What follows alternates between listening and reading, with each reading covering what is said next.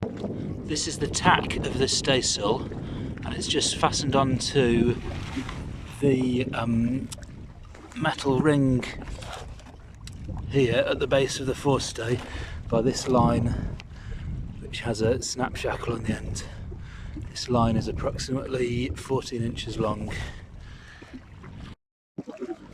So this is the jib furler setup.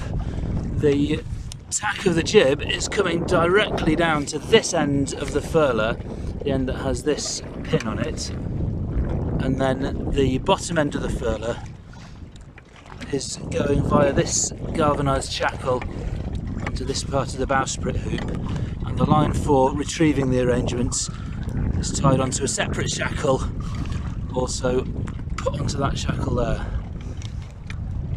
And the furling line is coming in and going clockwise around the furler.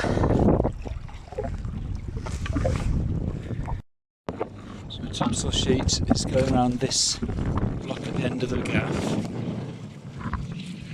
comes around this block underneath the gaff, and then both ends return to the cleat on the boom, which you can't see. So there are 3 hooks on the underside of the gaff. The aftermost hook is which the peak halyard just attaches to it with a bowline looped around, and the next 2 hooks have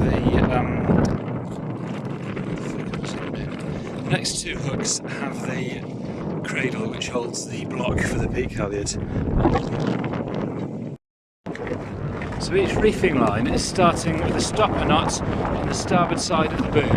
It goes up through its cringle, it comes back down on the port side, it goes through its block, and it runs forwards to the cleats.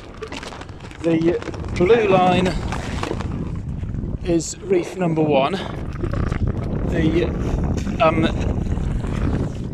red line with green flecks is reef number 2. And the red line with black flecks is reef number 3. And on the boom, first reef is the most after, the middle one is the second reef, and the forward cleat is where we put the third reef. The tack of the mainsail attaches to the boom entirely with this shackle, and there is also a line with a clip on it, a carabiner for the reefs. Boom is loose, the sail is loose footed. At the after end there's this little outhaul.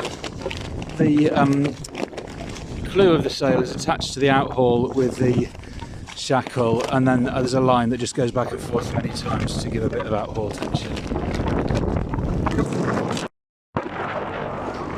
The luff line of the mainsail attaches to the tack of the sail with a bowline. It then proceeds up the mast, and the way it goes through the cringles, it always returns on the same side of the mast. So it comes to this cringle from the port side, and it returns on the port side. It goes to the next cringle on the starboard side, and it returns on the starboard side. It goes to the next cringle on the port side, and it returns on the port side, and so on all the way up. The top end of the mainsail's luff line is secured to the cringle below the very top of the sail by a bowline. At the top of the mainsail, at the throat, there's a shackle which connects the throat of the sail to the underside of the gaff. And then this line, the head line, attaches the head of the sail to the gaff. The aftermost end of the sail is just tied off, and then there's an outhaul which comes through the peak of the mainsail, and it passes through the hole in the end of the gaff. So here it is, bowline.